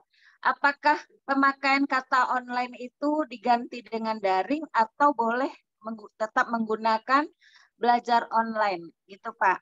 Itu pertanyaan yang ketiga terakhir ya Pak. Tadi kan waktu Ibu Francisca kan vaksinasi titik 2 mengapa ditakuti? Apakah judul itu untuk artikel populer harus memakai vaksinasi titik 2 itu Pak? Terima kasih Pak atas waktunya. Ya, terima kasih Bu Silvi. Silakan Pak Cai. Terima kasih Bu Silvi, luar biasa. Ibu udah dapat pahala lagi, sudah bertanya, nambah pahalanya. Amin. Ada di kolom chat ini berarti saya belum ngirim, nggak dapat pahala dong Pak. Oke, tanda baca itu penting Bu untuk memantik perhatian. Tanda baca titik 2 itu bagi saya penting. Vaksinasi titik 2. Nah, atau vaksinasi koma itu kurang manis, kurang cantik. Itu sebenarnya selera, tapi saya senang menggunakan atribut-atribut tanda baca Bu. Nah, itu untuk mempertentangkan, untuk menjelaskan tentang topik. Karena kalau kita tulis panjang, ya titik 2 sudah selesai vaksinasi. Berarti orang sudah paham tentang vaksinasi. Mengapa ditakutin? Sudah selesai. Karena banyak orang yang takut vaksin. Ternyata Ibu Silvi, Bu Francisca tadi menyebut bahwa banyak orang, anak-anaknya belum melakukan vaksin. Karena beberapa alasan. Itu bisa diungkap, diurai. Termasuk apakah mereka juga dipengaruhi oleh media sosial. Boleh disebut di situ. Karena banyak media-media sosial memberikan rasa takut orang sehingga tidak mau divaksin. Gitu. Nah, yang kedua, tanda baca ini adalah sebenarnya bagian dari upaya untuk mensistemasi sebuah tulisan. Kalau polos-polos nggak menarik. Nah, harus tanda titik, tanda baca, tanda seru, titik 2. Nah, oke. Tanda-tanda lain juga harus dibuat. Nah, judul yang kedua tadi belajar online di era digital. Boleh Bu, boleh. Belajar online. Pembelajaran online. Belajar online di era digital. Nah, boleh Bu, tapi bisa juga dispesifikasikan belajar online di era digital. Online dan digital adalah dua hal yang sama. Mirip-mirip. Eranya era digital, belajar online. Boleh Ibu, tinggal coba aja nanti kalau buat judul begini, buat lagi subjudul di bawahnya. Saya sering pakai belajar online di era digital. Itu fontnya kalau di koran itu 16. Lalu di bawah judul itu fontnya sekitar 10 atau lebih kecil dari 16, bisa 12, buka kurung. Oke. Belajar online di era digital 16 hurufnya, lalu di bawahnya buka kurung. Pemanfaatan media misalnya pengalaman guru mengajar di daerah terdepan. Nah, itu boleh Bu, boleh ditambah di bawah kalau ingin bicara tentang bagaimana sebenarnya belajar online bagi sekolah-sekolah yang di depan, di timur jauh, di barat jauh.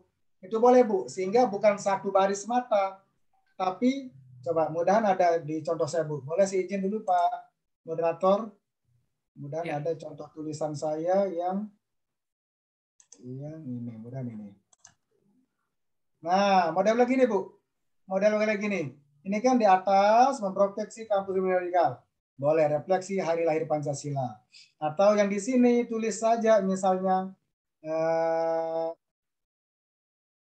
memproteksi kampus dari ini udah jelas sebenarnya. Tapi ini hanya mempertegas bahwa saya nulis di hari lahir Pancasila. Atau nulis saja di sini memperjelas, menguatkan judul ini. Tapi jangan sama besar. Kalau bisa lebih kecil dari judul yang di atas. Gitu Bu Silvi. Dengan demikian ini tentang judul tergantung selera kita Bapak Ibu mau model yang bagaimana, seperti apa silahkan bebas saja. Yang penting ditulis. Nah, itu yang penting ditulis. Baik, yang pertama tadi tentang tidak terlalu kaku. Kaku tidaknya sebenarnya tergantung dari penulis. Kebiasaan penulis. Dan kedua, kebiasaan dari gaya atau distingsi dari media tersebut. Gitu Bu. Dan ketiga, bisa menjadi biasa kalau orang sudah biasa membaca artikel. Menjadi tidak biasa kalau orang jarang membaca artikel. Bisa menjadi dianggap jadi kaku, terlalu baku, terlalu struktur. Nah, gitu. Yang penting yang saat kita nulis itu harus jelas, singkat, padat. Dalam artikelnya juga tidak panjang, mengurai ke sana kemari, kiri kanan, satu paragraf loh. Nah, tapi ujung-ujungnya yang dimaksud adalah yang itu. Nah, difokuskan aja, cepat dipotong, dipres. Tapi kritiknya dimainkan saat artikelnya tulisannya sudah selesai. Saya kira gitu Bu Silvi, mohon maaf kalau kekurangan. Nanti akan kita lanjut di diskusi di WA Group Pak Jai. Silahkan satu lagi yang penanya secara langsung. Saya persilakan Ibu Sumarti. Silakan Ibu Sumarti. Terima kasih atas waktunya. Yang ingin saya tanyakan Pak Jai, ketika kita membuat artikel dan mencoba untuk memasukkan tulisan yang bersifat ilmiah, apakah perlu kita menerjemahkannya? Itu yang pertama. Diulangi Bu, mohon maaf kurang jelas. Apakah ketika kita membuat sebuah artikel populer dan mencoba untuk memasukkan kata-kata ilmiah atau istilah ilmiah, apakah perlu menerjemahkan ke dalam bahasa Indonesia? Misalnya kita menggunakan istilah force major gitu. Apakah perlu kita kemudian dalam kurung menerjemahkan dalam bahasa Indonesia gitu? Ya. Itu yang pertama. Terus kemudian yang kedua, saya tuh ingin berkonsentrasi, saya mencoba membuat artikel baru sampai 312 kata.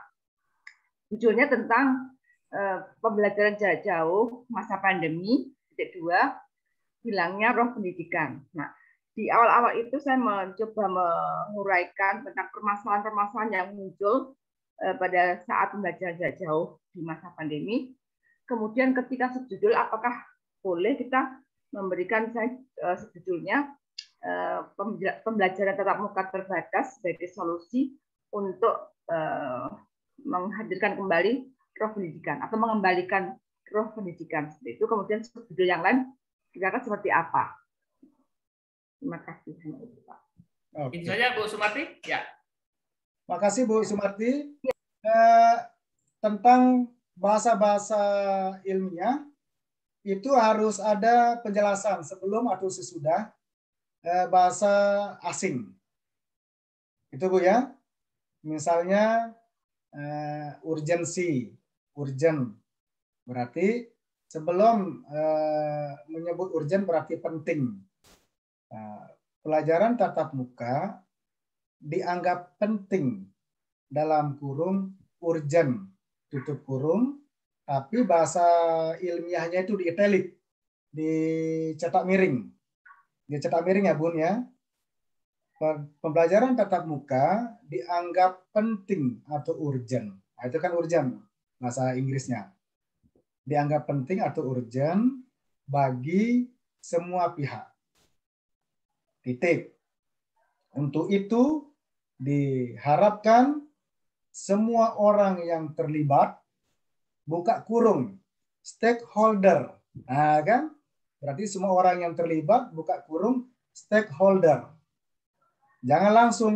Untuk itu diharapkan peran stakeholder dalam meningkatkan kapasitasnya. Jadi orang bingung, peran stakeholder ini apa? Jadi kasih penjelasan ya Bu ya, kata atau kalimat-kalimat yang ilmiah. Seperti slide yang saya sampaikan tadi, jangan biarkan pembaca itu kebelimpungan, kebingungan, menerjemahkan tulisan Bapak Ibu. Kali baca, dia sudah paham. Oke, ini yang pertama. Yang kedua, sudah nulis 320 kata. Bagus, Ibu. Pahalanya segera datang, dapat 1. Ini baru ya, kurang 1. Kalau sudah final, dapat 1. Tapi ini adalah cara Ibu akan mendapatkan kebahagiaan. Bagus. Tentang judul yang tadi, PJJ saat pandemi, tingkatkan, menghilangkan roh pendidikan, boleh Bu. Hilangnya roh pendidikan saat di masa pandemi. Boleh.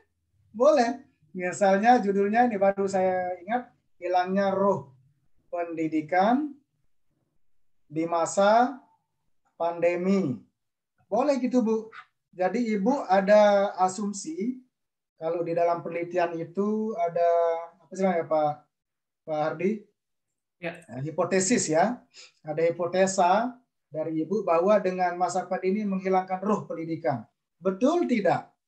Tapi ini harus dibuktikan dari data, dari akurasi Ibu nulis, bahwa ternyata spirit pendidikan, pengasuhan itu sebenarnya hilang masa pandemi. Karena anak-anak belajar hanya menggunakan media-media elektronik, tidak pernah bertemu, tatap muka, bisa hilang ruh, napas dari pendidikan karakter, pendidikan nilai, bisa itu Bu.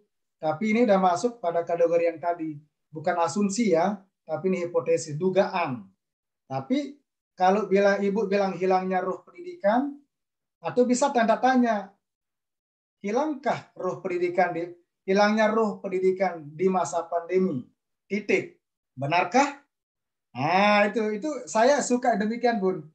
Hilangnya roh pendidikan di masa pandemi. Titik. Benarkah? Tanda tanya. Karena biar Ibu tidak diklaim nanti sama orang. Ini udah neliti nggak ini kok bilang hilangnya roh pendidikan, orang belajar kok? Apa indikator bahwa hilangnya roh pendidikan? Biar orang tidak galau, biar Ibu juga tidak dipersalahkan, orang akan melihat benarkah? Ya Ibu juga sedang menulis, berargumentasi. Mengenai benar dan tidak, tergantung dari tulisan. Demikian, Bu Sumardi. Ya, mantap Pak Cai. Dan semoga Bapak Ibu dapat tercerahkan ataupun mendapatkan inspirasi ataupun sudah mulai ada pemikiran, sudah mulai ada inspirasi dalam menulis.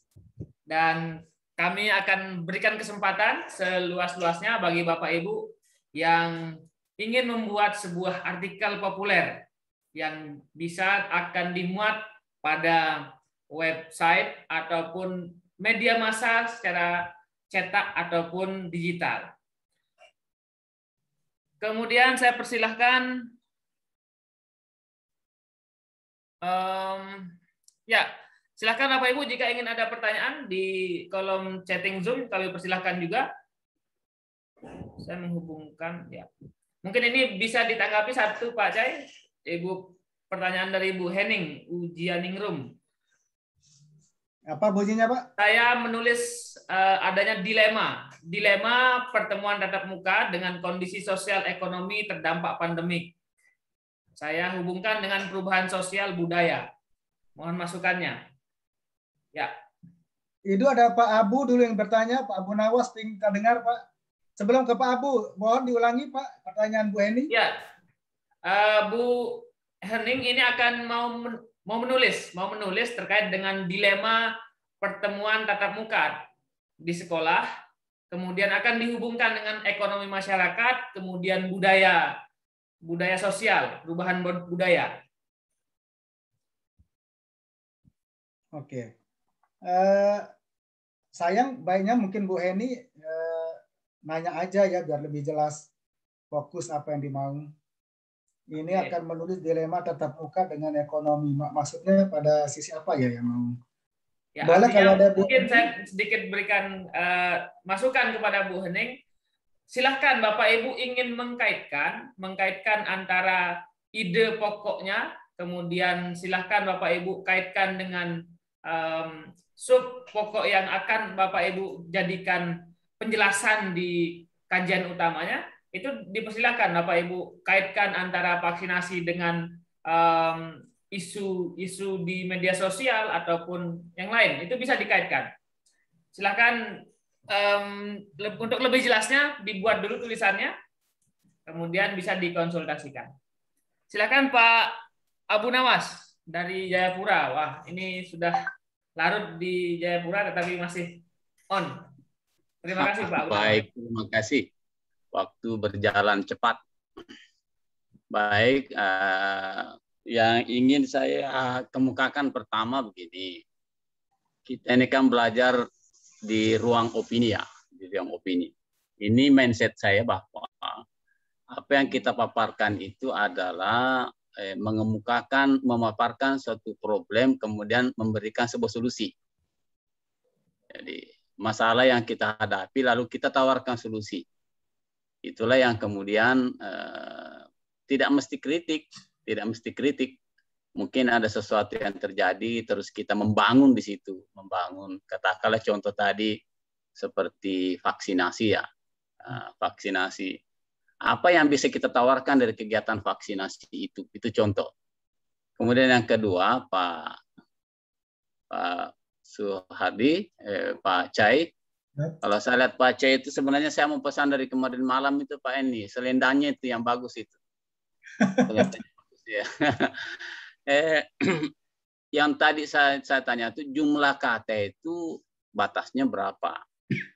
Karena mohon maaf, karena banyak ibu-ibu yang sudah meminta memposting di grup itu kan, saya baca ini nanti cukup nggak misalnya 500 kata? Karena ibarat petembak itu jangan-jangan kehabisan peluru di paragraf pertama. Maksudnya begitu. Nanti habis di paragraf tengah sudah tidak ada lagi bahan, apalagi di paragraf terakhir. Ini minta maaf ini. Jadi kita dibingkai dalam berapa jumlah kata sehingga kita bisa rancang-rancang, oh ini nanti sekian paragraf, satu paragraf itu berapa kalimat, satu kalimat itu berapa kata. Kira-kira seperti itu. Itu saja. Terima kasih. Saya kembalikan. Assalamualaikum warahmatullahi wabarakatuh. Waalaikumsalam warahmatullahi wabarakatuh. Ya, silakan Pak Jai. Makasih Pak Abu Nawas, saya screen dulu contoh tulisan saya yang lain untuk mengetahui udah berapa kata ya. Nah ini Bu, boleh dilihat tulisan saya. Nah ini contoh dulu sebelum saya sebutkan berapa dan bagaimana caranya. Nah ini ada titik, koma, ada data, kemudian cegah stunting itu suami hebat. Suami hebat sebenarnya mencegah stunting, bukan semata ibu. Nah ini kritik juga. Nah, memaksimalkan peran BKKBN di NTB. Nah lalu katanya cukup dilihat di sini Bu. Ibu klik aja di sini, lalu ini jumlahnya di sini. Saya punya tulisan 779. Jadi biar ibu bapak enggak cari kalkulator, udah berapa kata ini huruf, kalimat. Ibu ya, cukup lihat ini di pojok bawah ini. Kemudian terlihat, Bu Roslina terlihat ada Bun? Ya terlihat. Kepala Bun, kalau terlihat? Kalau terlihat boleh menganggukkan kepala. bahwa Bapak Ibu nggak perlu cari kalkulator.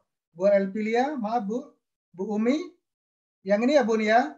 Nah di sini aja, Ibu udah dapat 10, 20, 100 di sini ngelihatnya, nggak perlu cari kalkulator, pinjam kalkulator suami di kantor. Nah ini aja, oke. Jadi Bu Samsiah di Aceh, mohon maaf Bun. Nah ini kan namanya kita pemula, jadi harus detail juga kita sampaikan. Kalau Bu Samsiah sudah banyak tulisannya bagus, memotivasi juga. Jadi di sini Bun, nah di sini. Cukup begitu Ibu ketik, oh saya sudah dapat 100. Ketik, oh belum 200. Ngetik lagi. Gitu Bun ya. Tapi jangan lihat dulu ini, begitu nulis. Jangan lihat ini. Tulis saja. Jadi Pak Bun Awas nggak bakalan habis ide dan gagasannya. Kalau fakta, data, teori, imajinasi ada di kepala, tulis saja. Nanti lihat kata kalimat ada berapa. Itu kan sudah saya jelaskan di awal. Jangan periksa di mana ABCD-nya salah, E jadi R, B jadi C. Nah, jangan. Yang penting Ibu paham tentang tulisannya tentang apa. Gitu, Bun. Jadi Pak Bun Awas sudah jelas sekali. Ini untuk ruang opini, betul. Opini ini kan pandangan. Bisa berbentuk kritikan, masukan. Bisa berbentuk paradigma pikiran. Bisa berbentuk eksplorasi narasi pengalaman. Bisa berbentuk konstruktivis menyelesaikan perkara, bisa substansinya adalah memperkarakan, boleh juga tergantung selera. Tapi hati-hati Bu, kan tidak bilang di grup, Ibu mau mengkritiki kebijakan kepala dinas, jangan. Besok langsung ongoing, ini hari langsung keluar SK mutasi, langsung ke Aceh. Aceh ke ini, ke mana langsung dekatnya Ibu Samsiah, di Gayo. Mau Ibu dipindah dari desa SMP 1 Sanga ke Gayo, kan pasti nggak mau. Jangan kritik dulu. Tapi buatlah opini yang meningkatkan harkat martabat guru misalnya. Harkat dan martabat pendidik. Nah, gitu. Gimana sih cara polanya? Itu yang penting. Jangan coba mengkritik kepala sekolah, kepala dinas. Nanti Ibu langsung sold out, langsung laku dijual. Dipindahin maksud saya. Bumi pasti takut ya, Bu LP juga pasti takut. Gitu Pak Abu Nawas. Jadi tulislah sesuai dengan passionnya, dengan pekerjaannya. Kalau ibu-ibu udah misalnya menjadi top leader, sudah menjadi pengembang kebijakan, bolehlah mengkritisi. Tapi untuk usia-usia kita sebagai penyelenggara, praktisi, ya sebaiknya tentang dinamika. Kalau nulisnya pun agak halus, gitu Bun ya, biar aman di SMPN 1 Sanga. Tidak dipindah ke SMP 7, Bu. Misalnya ke SMP 3. Makasih, Bu. Seperti itu Pak Abu Nawas, dan nanti akan kita bisa diskusikan lebih lanjut di WA Group. Sebentar. Ya. Baik Bapak Ibu dan peserta kelas virtual, karena sudah menunjukkan pukul 20.36, sudah lebih, karena memang saking asiknya nih. Ya, untuk malam ini kita akan cukupkan Bapak Ibu ya, Pak Cai. Ardi, ya. Terakhir aja saya, karena kalau Pak Ardi tutup, saya tidak dikasih komentar. Saya ucapkan terima kasih, mohon maaf atas kekurangannya. Kalau salah mohon dimaafkan, kalau kurang dimaafkan. Kalau udah salah, ada kekurangan di chatting. Kesempatan Bapak Ibu juga untuk screenshot foto-foto, karena untuk edisi keempat mungkin tidak bakalan ketemu. Silakan kita foto, kirim di grup. Terima kasih. Assalamualaikum warahmatullahi wabarakatuh. Selamat menulis. Saya tunggu tulisannya untuk kita bantu. Baik Pak Cai, untuk hari ini atau malam ini kita cukupkan. Dan kita akan bertemu pada kelas-kelas virtual yang lain. Untuk saya ingatkan Bapak Ibu, kita masih ada sekitar 1 minggu. Silakan Bapak Ibu mulai menulis, kemudian persiapkan ataupun ditulis, kemudian Bapak Ibu bisa print, kemudian Bapak Ibu baca-baca terlebih dahulu, kemudian dikoreksi ataupun ditelaah terlebih dahulu, baru Bapak Ibu silahkan di-submit di link yang sudah kami siapkan. Untuk Bapak Ibu yang masih ada pertanyaan, kita masih ada 1 sesi lagi di WA Group. Silahkan Bapak Ibu bisa bertanya di WA Group. Kita akan coba untuk menjawab di sana ataupun kita akan diskusi. Kemudian saya ingin informasikan kepada Bapak Ibu semua, silakan Bapak Ibu membuka ataupun mengunjungi website kami di guruinovatifindonesiaCom. Di sana sudah ada kegiatan-kegiatan yang insya Allah akan bermanfaat bagi Bapak Ibu semua. Di bulan Oktober ada terkait dengan kita akan memaksimalkan Google Slide, kemudian ada penelitian eksperimen, kemudian ada Google Spreadsheet, kita akan coba untuk memaksimalkan yang ada yang di Google. Kemudian kita akan coba quizzes. Kalau kemarin ada Kahoot, sekarang kita akan coba quizzes. Kemudian ada bimbingan. Silakan Bapak Ibu bimbingan secara eksklusif terkait dengan publikasi artikel ilmiah. Kemudian ada laporan PTK. Kemudian ada laporan best practice. Ini kami bimbing sampai dengan jadi dan publikasi di jurnal ilmiah. Kemudian silakan Bapak Ibu melihat di website kami, ada kegiatan-kegiatan ataupun daftar jurnal, kemudian kegiatan kelas kerjasama, dan lain sebagainya. Itu untuk informasi Bapak Ibu. Kemudian untuk Bapak Ibu menulis, saya akan ingin tutup dengan satu kata mutiara. Jika Bapak Ibu ingin menjadi penulis yang baik, mulailah menjadi pembaca dan pendengar yang baik terlebih dahulu. Itu sebuah kata yang ataupun kalimat yang mengajak kita untuk menjadi pendengar ataupun pembaca yang baik terlebih dahulu sebelum Bapak Ibu menulis. Sekian dari kami, tetap belajar, berkarya, dan berinovasi. Salam Guru Inovatif Indonesia. Assalamualaikum warahmatullahi wabarakatuh.